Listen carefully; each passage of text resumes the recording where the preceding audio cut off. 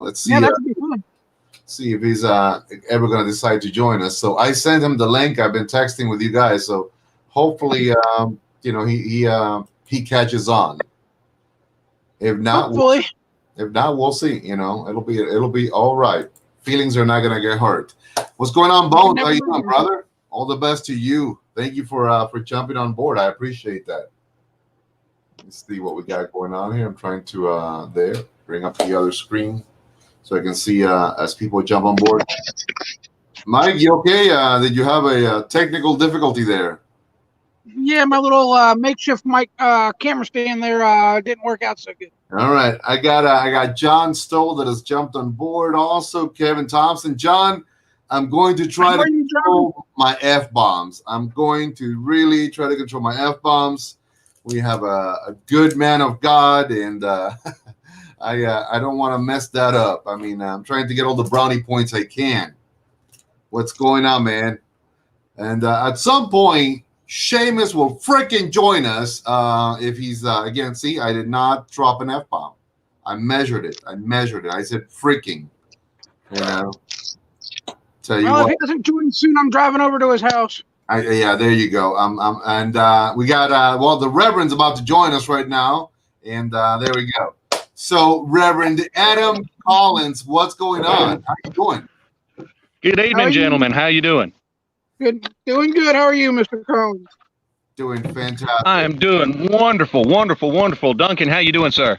I'm doing great. Listen, quick thing just to let you know, John Stoll is a good friend of ours from Atlanta, and he told me I have got to watch my F-bomb dropping. So he says, Duncan, I'm going to be counting them. You're going to be talking to a man of God. I'm going to be counting all your F-bombs, and you got to watch what you say. So, hey, look who's behind you. You got a little photo bomb by the heir to the empire, Mr. Donovan Collins himself. What's going on, everybody?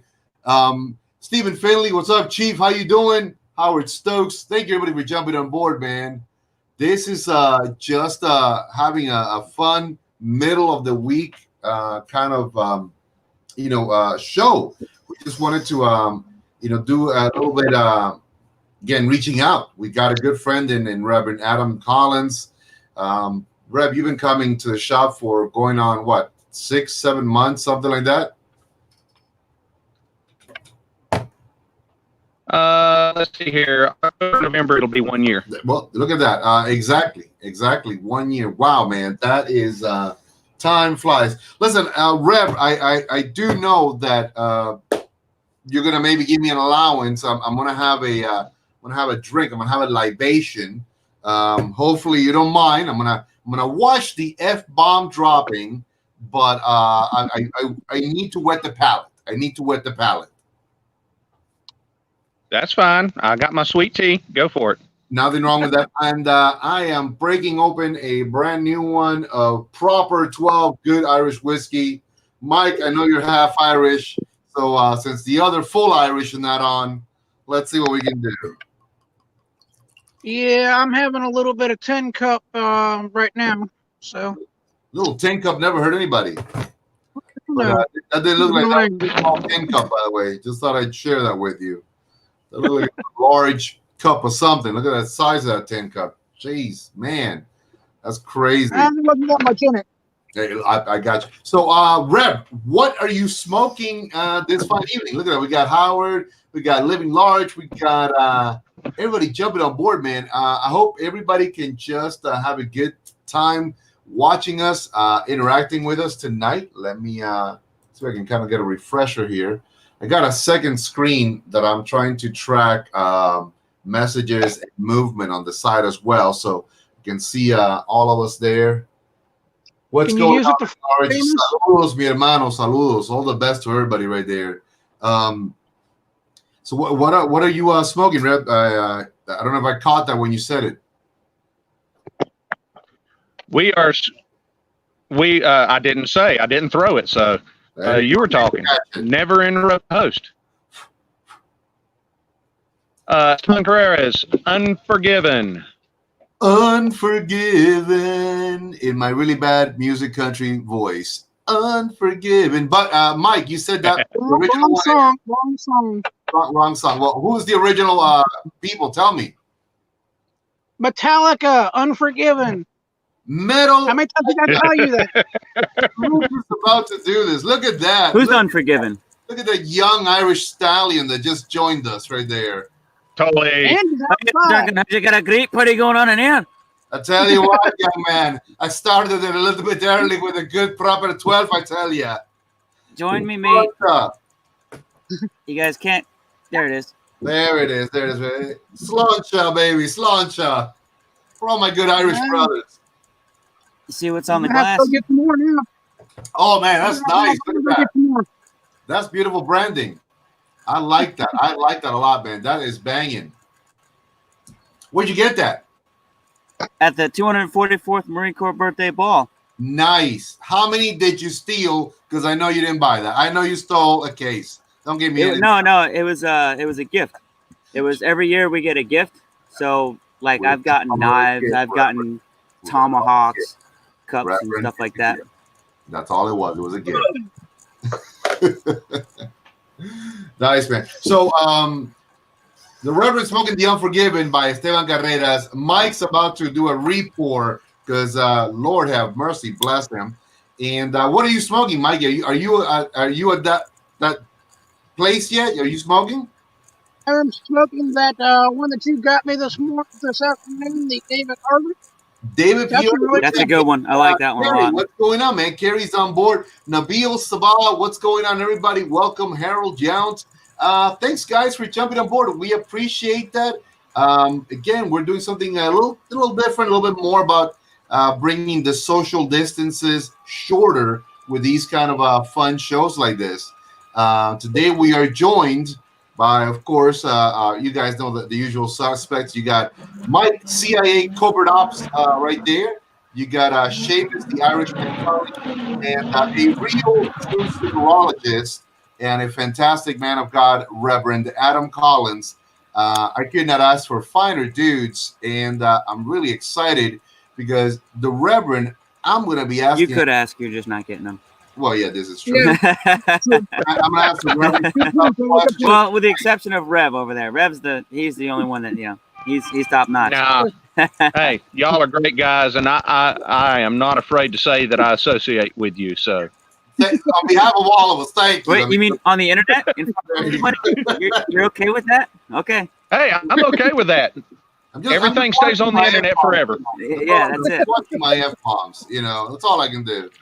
What happens in Statesville stays on YouTube. Pretty much. Real This is quick, true. Bones, Barry Bones Argento brought something up really, really interesting.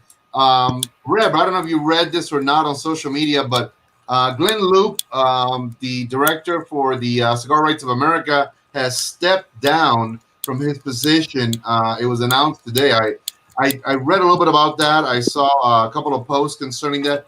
Bones, I don't know what to tell you, man. I think that that may or may not be a harbinger of good things to come. What's going on, Queenie? How you doing, my love? Hey, look, Queenie. I'm going to have to run and go get another lighter. Mine died on me. I'll be right back. And I don't know what that's going to mean.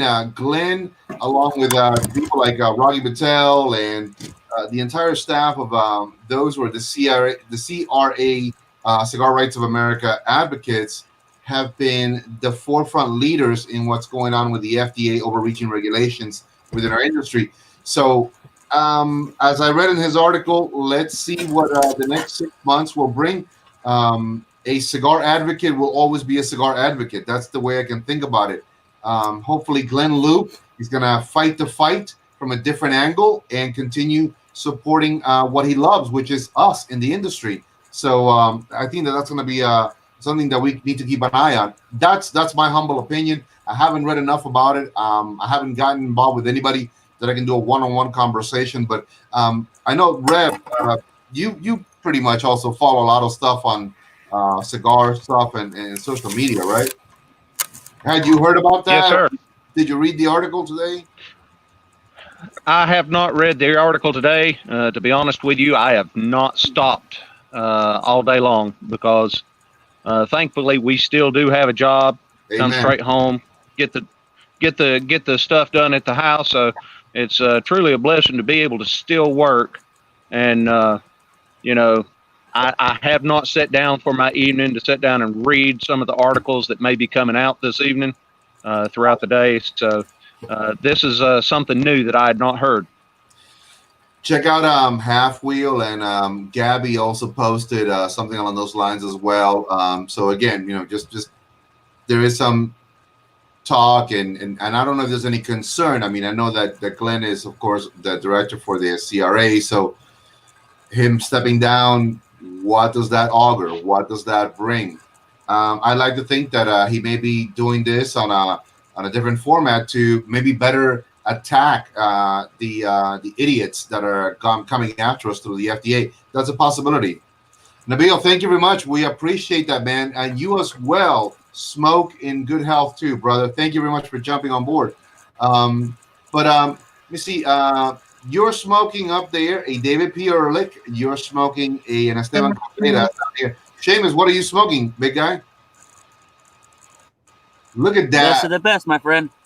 That is actually a Nicaraguan puro that we did last year. My good friend Kerry and I, we brought it up for the Marine Corps ball. Thank you guys very much for that, by the way. Really appreciate it. Good one.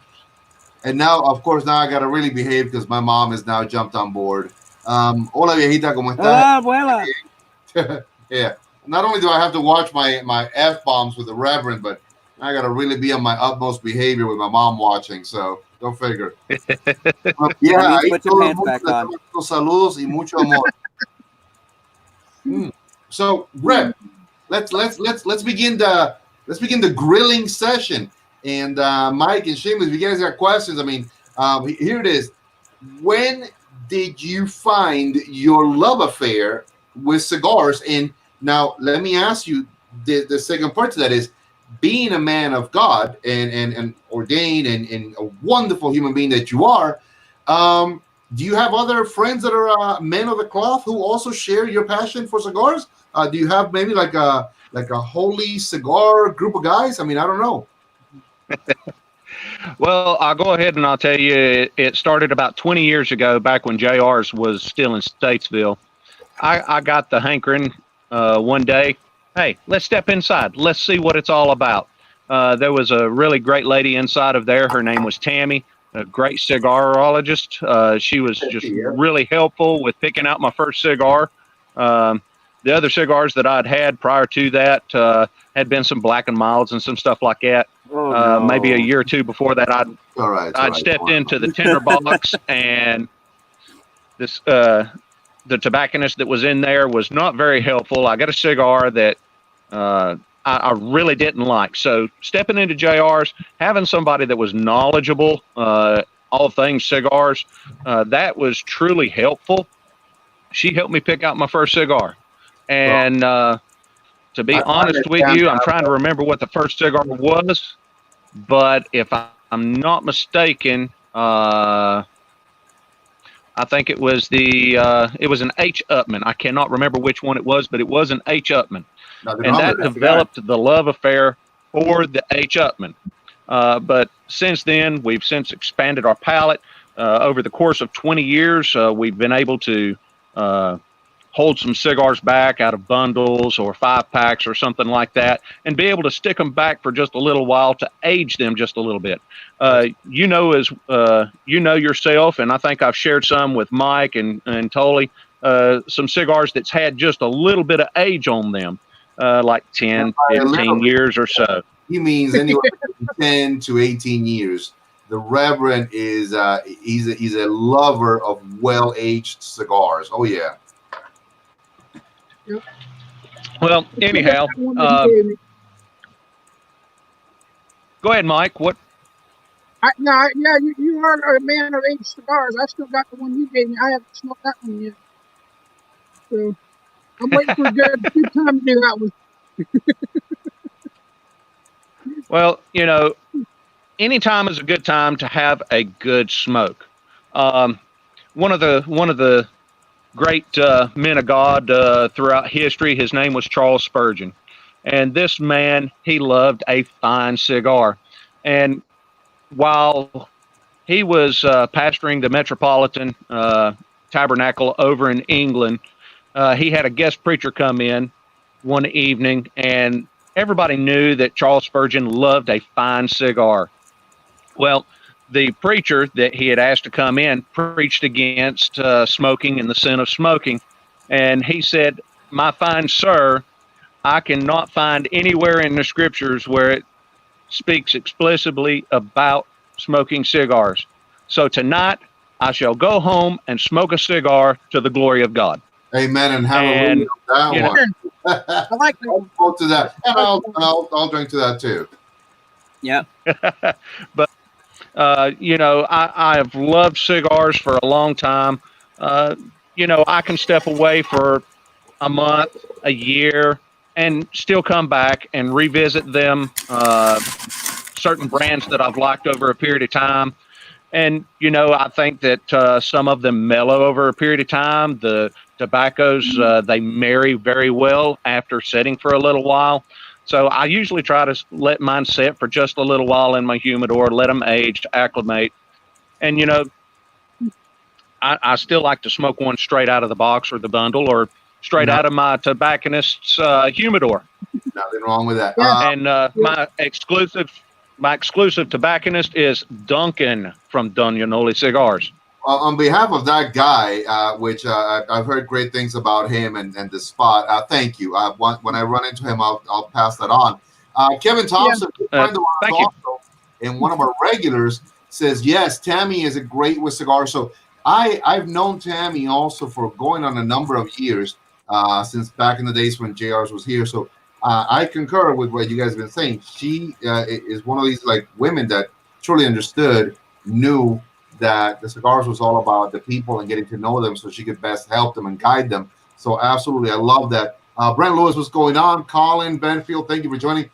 Bones, Jeffrey Show, are you still in North Carolina? I don't know, but Jeffrey, if you're still in North Carolina, get together with Bones. Apparently he wants to hook up with you or find out. Who the heck knows? I don't know. Like I said, guys, I'm trying to watch my F-bombs. I truly am. I watch them across the board.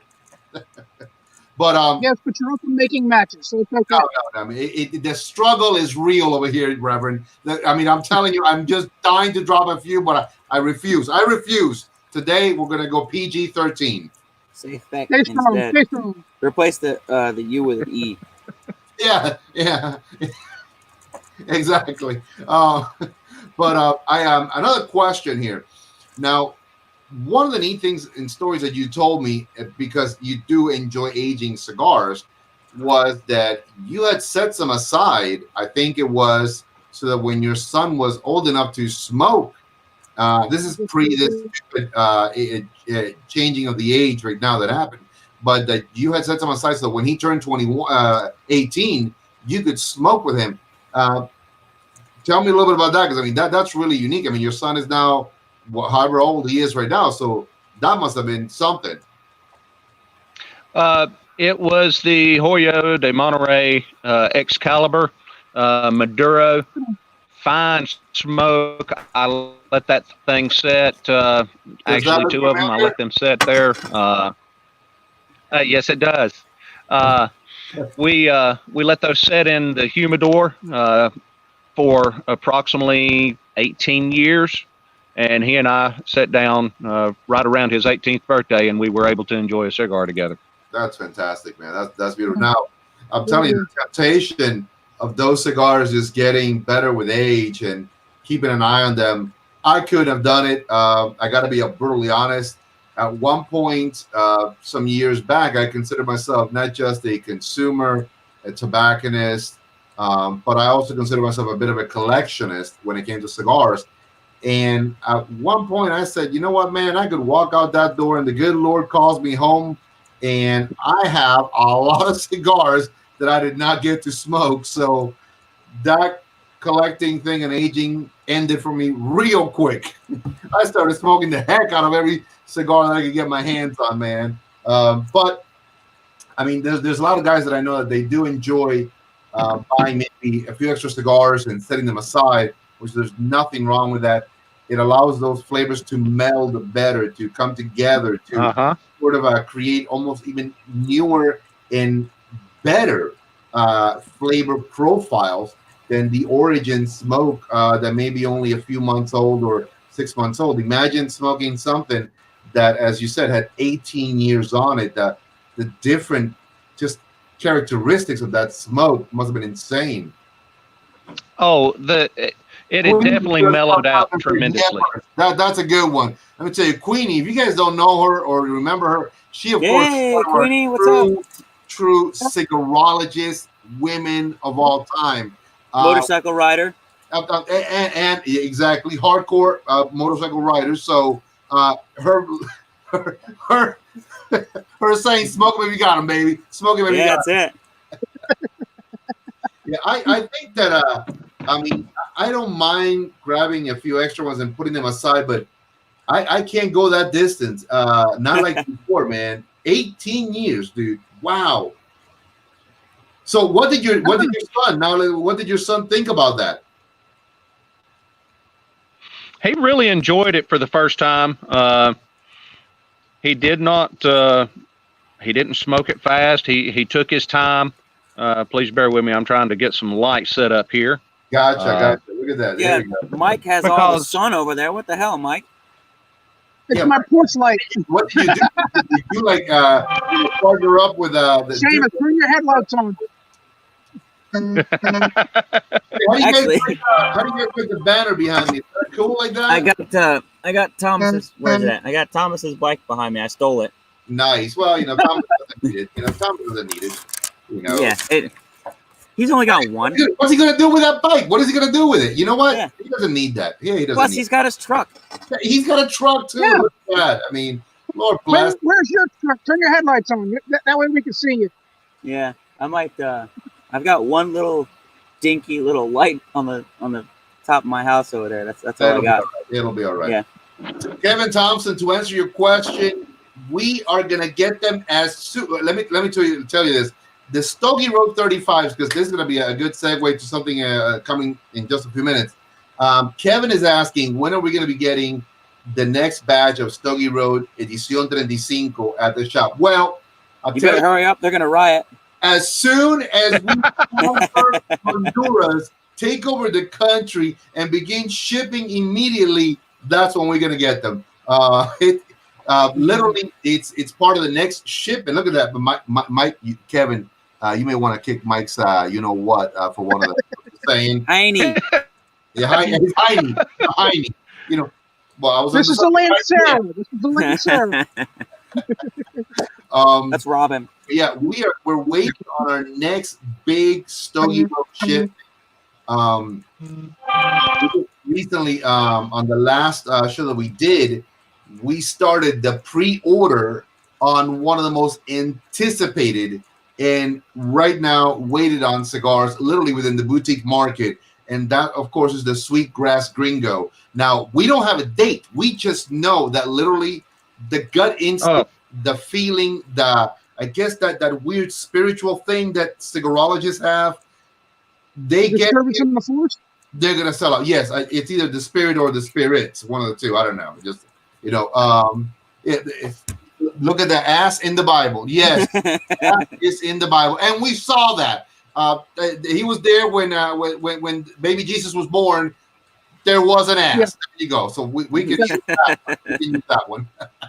But so the Sweetgrass Gringo will be arriving soon. That's what we got soon. We don't got a date, but we know that it's happening. And that is part of the Stogie Road Edición 35 shipment. So when one arrives, the other one's going to be with us as well. So I'm very excited about that. But keep in mind, the only difference is we're doing a pre-order on the Sweetgrass Gringo. Get it in now because it tells me. Mike got yours, right, Mike? Yep. Look at that. Go get you some. I want me some. Don't you want you some? Well, yeah, I already got some coming.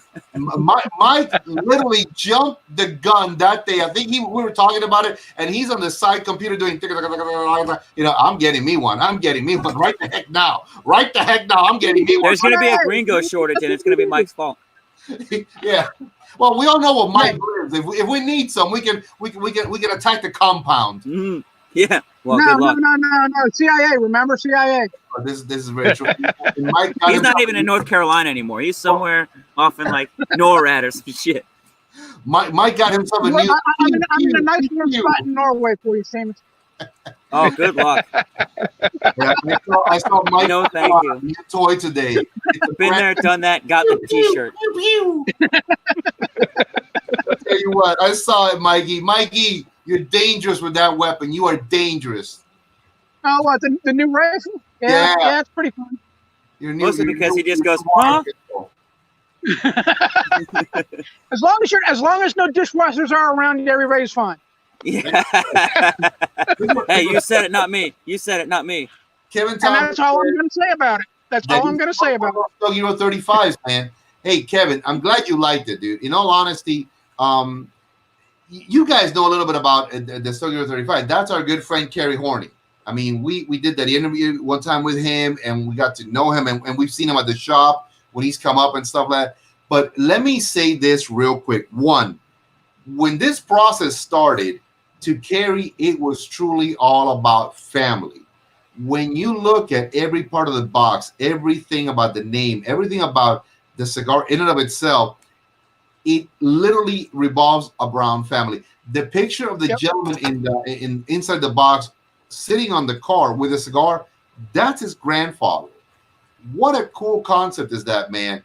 The nautical star that he uses, because literally having been on the road for so many years for the company that he works with, and his love of traveling to different cigar lounges, he said, that nautical star, let's see where we go. A vintage map of the city that he lives in, which is Greenville. Everything there has a story. Amazing. I love that. One, he's my best friend. Two, he is a diehard believer and lover of our industry. So when he came out with this line of cigars, I said, you know what?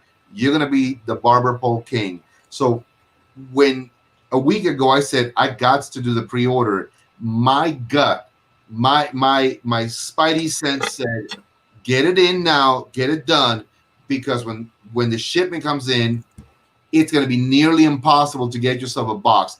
And what we did is we did on the pre-order, if you do one, you get also a bag of gourmet Cuban coffee from Doña Noli's private blend. So that's free. That's complimentary. For every pre-order, you get one of those. So again, if you want to just like be the guy who shares, if you're that guy, you say, well, I'm going to order 2 boxes in the pre-order, well, you get 2 bags of gourmet coffee. So something to consider. If you got friends that want to go into it and say, Don, we want to do a pre-order of 4 boxes, well, that's fine. We'll set aside 4 bags of gourmet Cuban coffee. So, by the way, John Stoll also that same night got an order in. So that's really, really something to think about, fellas. And for those who are watching, literally, this is going to go boom. It's going to come in, and we're going to sell out. Yeah, good luck getting your hands on it. Yeah, exactly. I mean, and a lot of the stuff that Kerry does, it's not that it's limited runs. It's just that it's really more geared towards that sort of cigar person that's boutique, quality driven, supports, the industry. So when his stuff goes out to I think we're right now at 30 some odd shops in the US, about 10 to 12 different states. When it goes out, it's literally only for those shops that supported him. So it come in and boom, it's done. Reb, and it is that good. Yeah, I mean, well, let's talk to see. I love the Reb because Seamus, you got a great palate, but I'm telling you, I've sat with both of you guys, and you two guys are like born again nerds about cigars. You guys got great palates. Well, Adam, here's one thing I gotta say. 35? Did we lose him? Adam has frozen. Uh-oh. No, I haven't. Okay. Oh. Have you smoked the Stogie Road 35? Yes, I have. I've smoked several of them. Kerry produces a fine product.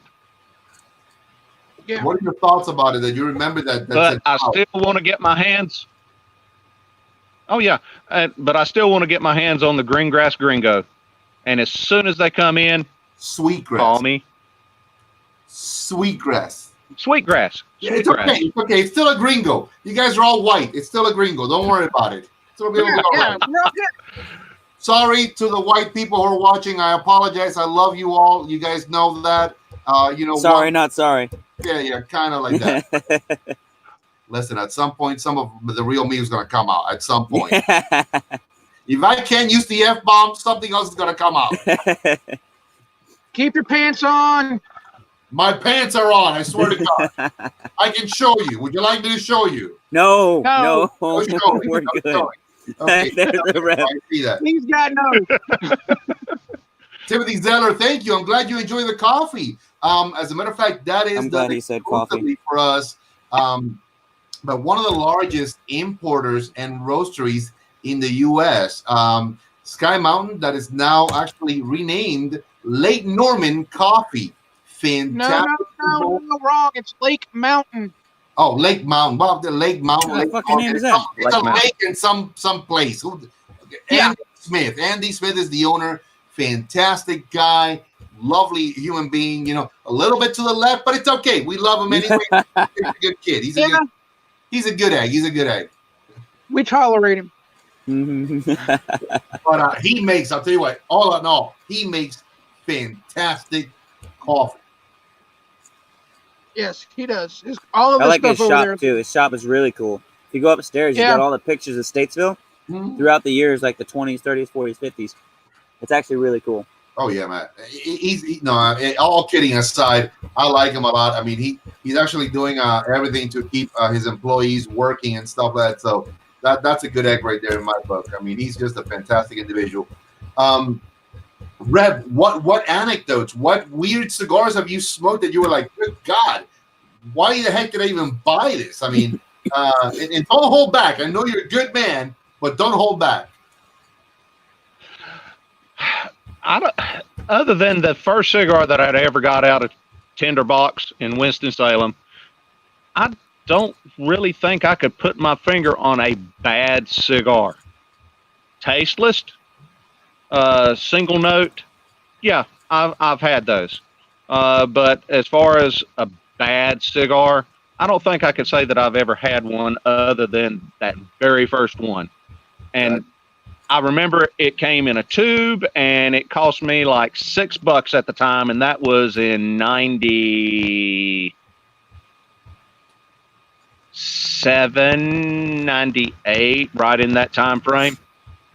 So I was 5 years old. Stuff in a tube right now is probably twice that much. I can tell you that much. Yeah. So, Mikey, it's probably not as bad as my first cigars. Well, I was gonna say, what has been like a really just a experience that you've never forgotten? I mean, what was a bad one? Hey, Tim, what's going on? Tim, by the way, real quick, Tim McNamara is a fantastic pastor down in Greenville. He also owns a landscaping company. But Adam, Tim, when I was down in Greenville, South Carolina, working actually in Greer, Tim was one of my diehard guys, and he introduced me to a fantastic, wonderful man. His name is Pablo Giacopelli, writer, fantastic Christian who lives in Israel. Just one of the greatest connections of my life. And I always say thank you to Tim McNamara. By the way, Tim is a phenomenal brother of the leaf as well. Just I love it when good guys who have dedicated their life to the pursuit of a closer to God experience are also brothers of the leaf, because that to me is like, wow, man, that means I'm in the right business. But I'm sorry, I just saw Tim. I wanted to give him a shout out. Mike, what was your bad one, Mike? I wouldn't necessarily call it bad, but my very first cigar smoking experience, because I'd smoked cigarettes, years before and quit and everything. Good man. Good man. Boo. Boo. Hey, people make mistakes. We're human. It's okay. Mm-hmm. But I went to the cigar shop or tobacco place, whatever you want to call it, that's next to Walmart here in Statesville. and that's Yeah, where I I know first what you're started talking getting about. my Yep, cigars. I know what you're talking about. Bless their Yeah, hearts. Good. and I smoked Dutch Masters, which they were pretty much tasteless. Maybe one note if that. Stayed away Yeah, from the Philly. tobacco. That's pretty much what I started out smoking. And I kind of got the idea that they were a decent cigar because my dad, when I was younger, he smoked some too. Because I remember seeing cigar boxes from Dutch Masters. Well, So, you bring up an interesting point. I think I wanted to ask because I think the older you go back, that you backtrack on some of these products that today are so, I guess, below us, the cigar guys, but like maybe when grandpa was smoking them or great grandpa was smoking them, they may have been a little bit better quality. Who knows at those days? So there's a reason also, they were inexpensive, but they were a little bit better because today, I smoked Dutch and I smoked Black and Miles and I smoked Games and all of that because to me, I said you have to know all of that to be able to know this. I just have this weird kind of like idea that maybe back in the days, 50, 60, maybe 80 years ago, they were just a little bit better quality. Who knows? But it's possible. It's possible because nowadays I don't even think you can get Dutch Masters in box form anymore. I've never seen them. They come in like 5-packs. They're like little blister packs. Yeah, in like a cardboard box or something. But these were actually in like 25 count boxes, wood boxes that my dad had. But actually, I did remember one of the worst cigars I ever had was. Have you ever heard of the Backwoods? Oh, come on! Come on! Who doesn't like a good I've smoked the Backwoods. I got a couple of Backwood experiences. Come on! It's not terrible, but it's not great either. Okay, it's experience, Mike. Come on, I know you got a Backwoods experience. Come on, Mike. Look at you, giggling. Not that kind of Backwoods. Get your mind out of the gutter. That one. Not how fast I hear banjos. Hey, wait a minute. You're not too far from me, Seamus. What the hell are you hearing banjo to? It's probably coming from your house. I don't know. A little banjo music never hurt anybody. I'm just saying, a little banjo music, Just... ding, ding, ding, ding, ding. Yeah, there might be an issue if you're on a river. Lord have. So, okay, Mr. Irishman, Mr. Professional Boxer over there. Where? What was just like a bad one? One that just sort of said, this really is like cow ass. Have you picked a cigar that just never left your mind? That's how bad it was. While you guys are talking, I was thinking about it. It was actually a CAO. No, you're done. You're out of here. Hang on. Hear me out. All right. So it was. I'm gonna place it on the tobacco store. We'll call it that. Okay, I'm gonna put it on them for their humidor. It was facing the sun in the front window. Wow. The cigar exploded when I tried to light it. Like the end just like it split and it ran. It burned almost all the way down one side as I was smoking it. And there was no flavor. It was you probably got the one from 1978 that had been sitting there that long. Probably, yeah. What's going on, Quincy? How you doing, my big brother? Listen, Quincy Simpson. What's up, man? From down in South Carolina, man. We got a little bit of a crew from South Carolina. We got Carrie, we got Tim McNamara, we got Quincy. By the way, Quincy, if you guys don't know this, also is one of you cigar nerds. He is like deep in it, dude. I'm telling you, Quincy absolutely loves and adores getting involved with learning about his cigar experiences. So just really, really a fantastic individual. Brother of the Leaf, great guy from my time down there. Can never go wrong with a guy like that who knows his stuff and knows what to come looking for. And by the way, I always tell this to all the customers, never be afraid to ask the tobacconist anything.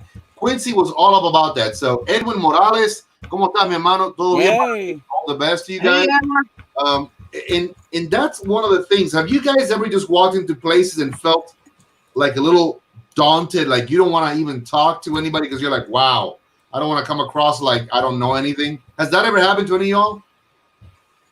Yeah, actually, most of the little cigar places, like hole-in-the-wall places, they have no idea what the heck they're selling.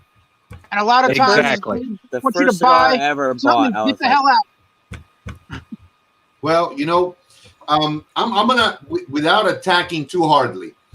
I worked and I loved this environment. Look at that, the good Italian. My first bad cigar was hey, listen, I got a guy who was a New York Italian, a good Goomba. He loved those De Nobles, by the way. I couldn't stand them. The aroma was like, good Lord have mercy. But this Goomba absolutely loved them. But no, real quick, you better take it easy calling him a Goomba, all right? He'll come and break your thumbs. He's like 3,000 miles away. I can say that.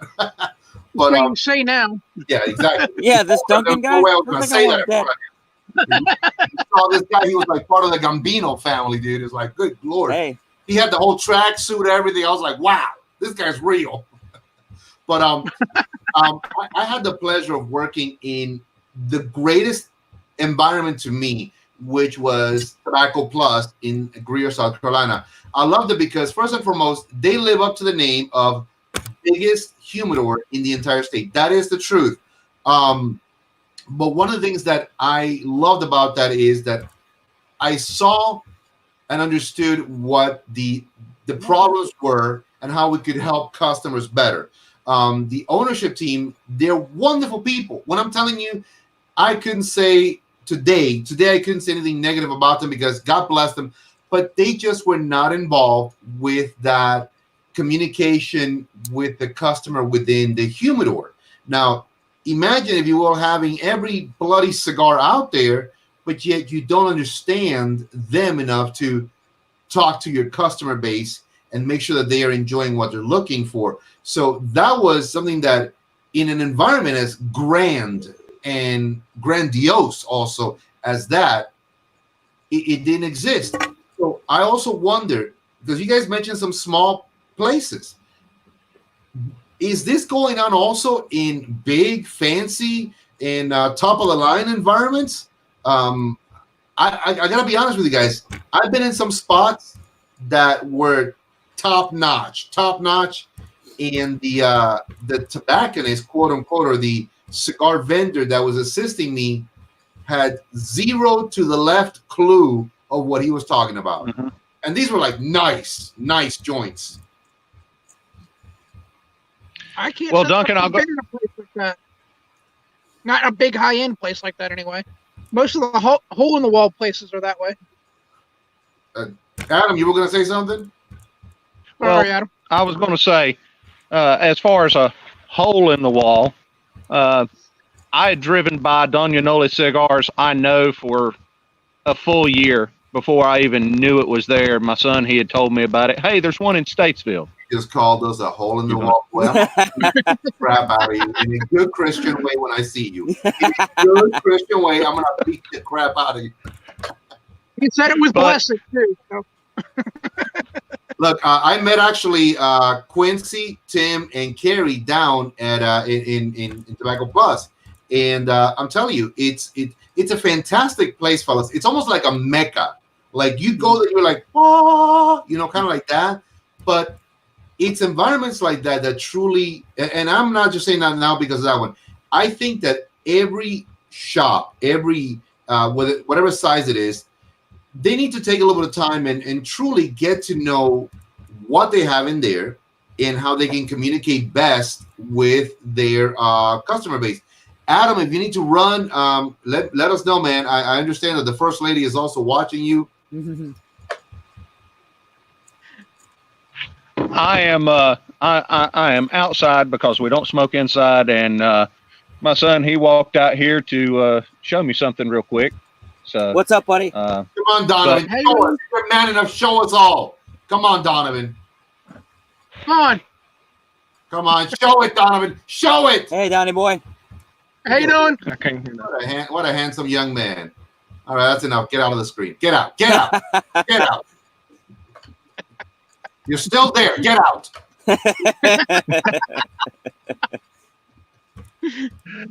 But anyhow, what I was getting ready to say, Duncan, I'm going to have to jump here in the next few moments, but I do want to say our first experience at Don Yanoli was a very memorable experience.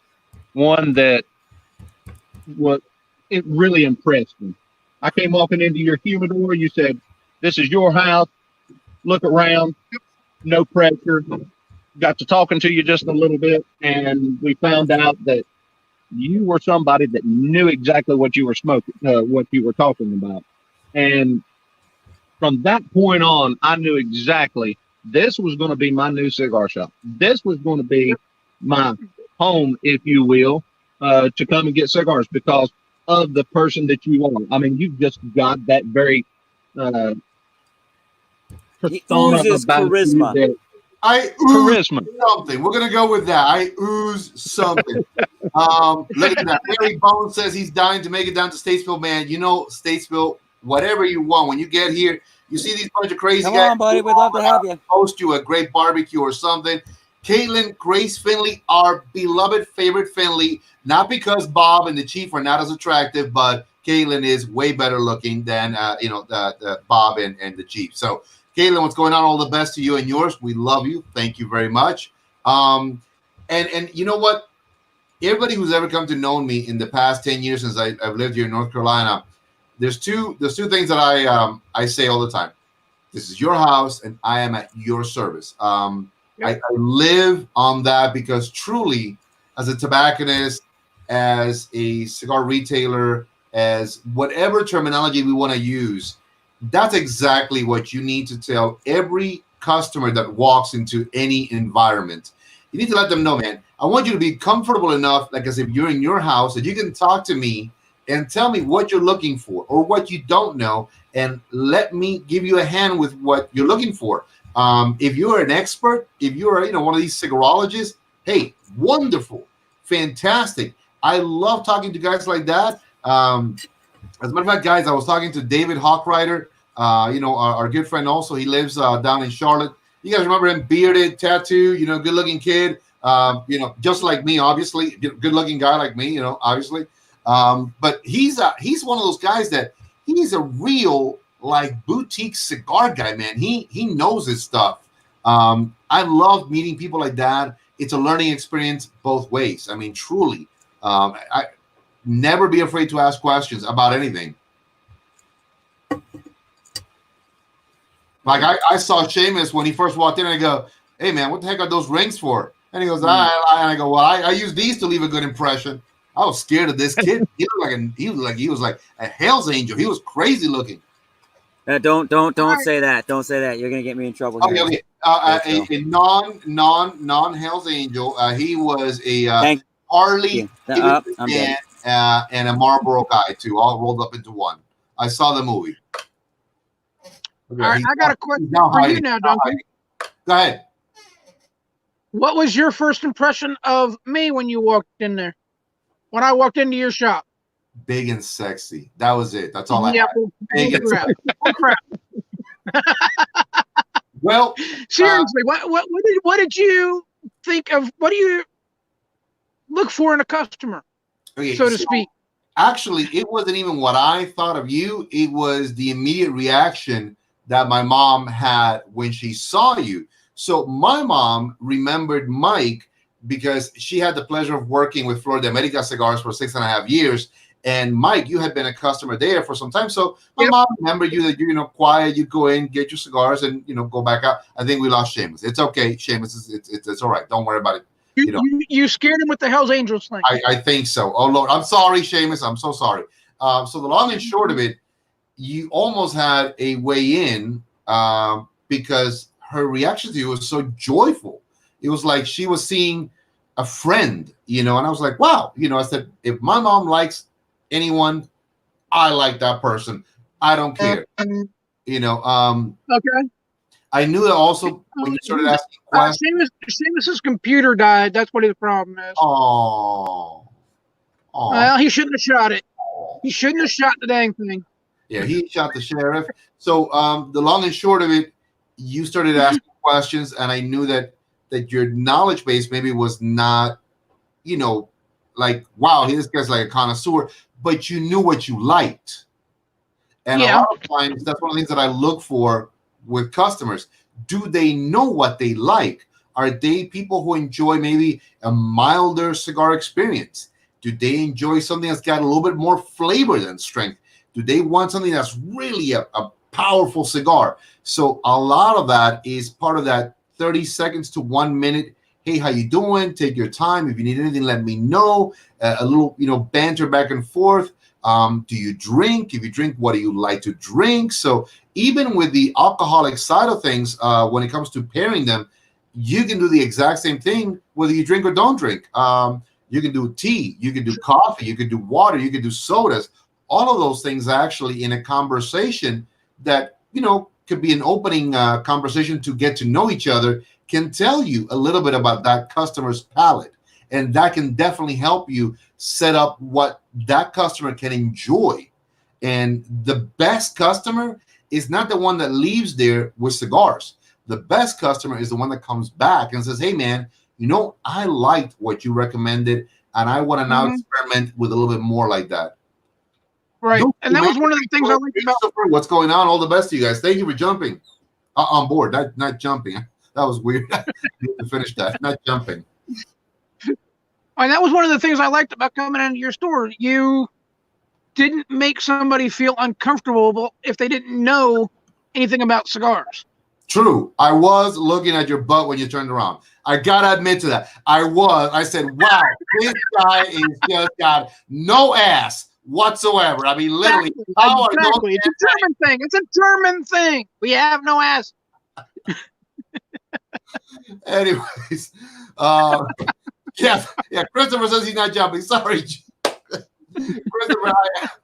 Jumping on board is what I meant to say. I know Christopher is a great guy, and Christopher, I don't want to ever mess with him because he takes me by about a good 3 feet of height. And Christopher is what I call one of those like gentle giants, loving individual. And from day one that he also walked into the shop, man, what a great personality and just a superb individual as well. So let's see. I think Seamus is back. Look at that, Seamus. Oh, look at that. What's up, guys? Just had to. I re-downloaded it onto my phone, but I'm only at 36% on this too. So yeah, it'll be all right. We only got 7 more minutes. 7 more minutes, and then we're gonna wrap up. Seamus, there's something called an extension cord. There. Fail. So you gotta plug it in on the other end. I don't know how do I do that? Let me give the Reverend back. Let me get my crayons and draw you a picture. Oh Lord, crayons. Okay. We had to take it there, but all right. The Reverend. Only kid, you know that. And look at that. Shannon Rowan has joined us. Shannon, we're all looking for you, man. We're all looking What's for up, man? Enjoy all those cigars you won, you bastard. Yeah, I mean, it's like, yeah, you owe us a bunch. Where are you? Shannon won $2,000 worth of prizes for New Year's Eve, and he said, I'm out. I'm done. I'm gone. But I haven't seen him since. He bailed real quick. Hey, Reverend, real quick, man. And I'm going to give it to you, brother. I want to say, honestly, thank you very much for having been with us this evening. I truly do appreciate that. Yes, thank you, Reverend. The Reverend is also, on an interesting note, he's been one of those guys that maybe because of his learning and his ability to come to me as a man of God also has been a very stalwart reminder to me of what the values of life really are. And for that, I am in your debt. Every time he comes in, I look forward to a message or even just a kind ear that can listen to the platitudes of my insane mind. Big word, platitudes. If you need to look that up, Seamus, let me know. I'm just saying. Platypus? Is that what I heard? Yeah. Platypus. Yeah, that's something with the pill. You'll be fine.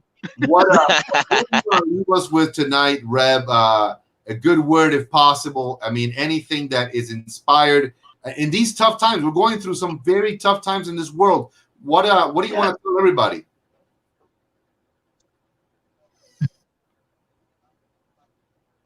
Great. Now the Reverend is dead. The Reverend, I can't hear what. Fix it.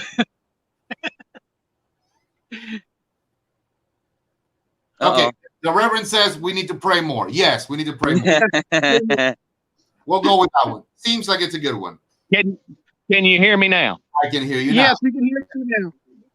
He works for Verizon now. my headset, my headphones are not the best. So anyhow, one of the things that I like to try to remind people, and I'll send this out to everybody, um, Catholic, Lutheran, Presbyterian, atheist, agnostic, it doesn't matter. I'll go ahead and I'll give you this tonight. And there's one thing that if you believe in God, if you don't believe in God, there's one thing that God will not give you, and that is a spirit of fear.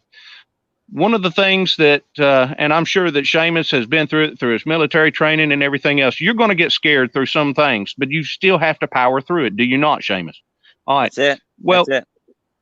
One of the things that we may see that's going on around us, everything, the uncertainty, people, I can go ahead and I can tell you tonight, there's people that do not have jobs. They have not received their stimulus checks. They're not receiving any workers' compensation, and they are very concerned for themselves, for their families, for their livelihoods.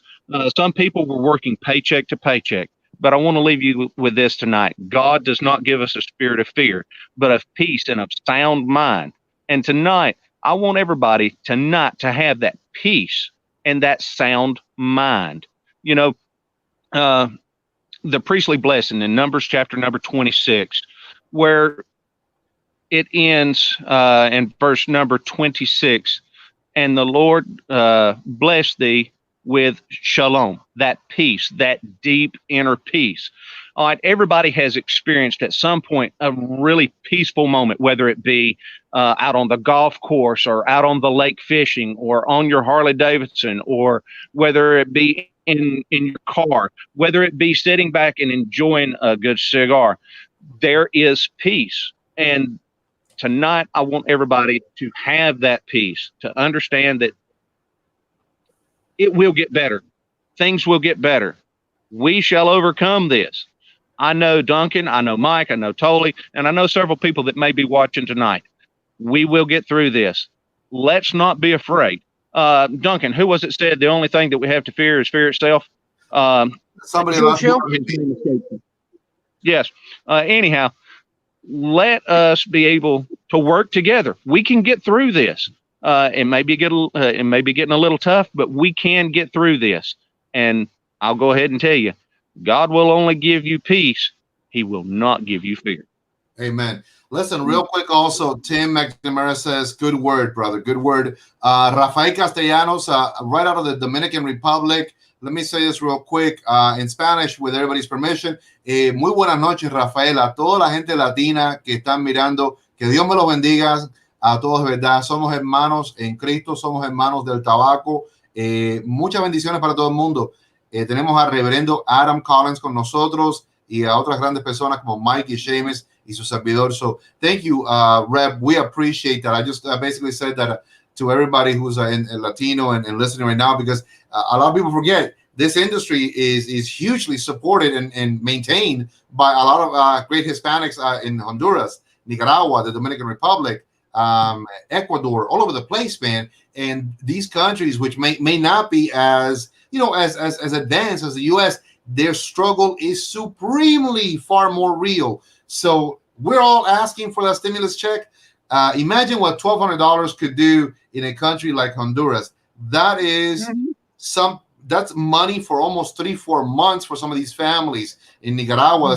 So God bless all these people who are in their own way fighting the good fight and keeping the spirit of fear away like that also. So thank you for that. I wanted to make sure that everybody understood that in Spanish as well. So Reb, Mike, Seamus, we're coming up on a few seconds left. I want to say thank you guys. What a great night hanging with some of my best buds right here, my best brothers of the Leaf. To everybody that has watched, man, Kevin Thompson, Tim McNamara, Rafael, Carey, Queenie, all you guys, Bones, thank you so very much. It's things like this that I say will allow us to overcome the unity that we can also come together. It may be a piece of just smoking a cigar on your own and saying, thank you, God, that I have this chance to smoke a cigar. Wow, that is a fantastic moment right there. So don't ever put that down as just No, man, that's your peaceful moment, and that's your own way to keep that spirit of fear away. Thank you again, everybody. Mike, Seamus, you guys, if you want to say anything before we wrap up. I just want to thank everybody for an enjoyable evening and being here tonight. It was good fun. One thing before Adam goes, your Easter message damn near brought me to tears, brother. That was top notch. Thank you. I definitely do appreciate that. Adam has a beautiful soul, man. He has a beautiful soul. Everybody, thank you. We're about to wrap this up again. Remember, guys, to everybody who's watching, we all smoke well. We hope you do too, everybody. God bless and stay smoking. Dickhead out. You. You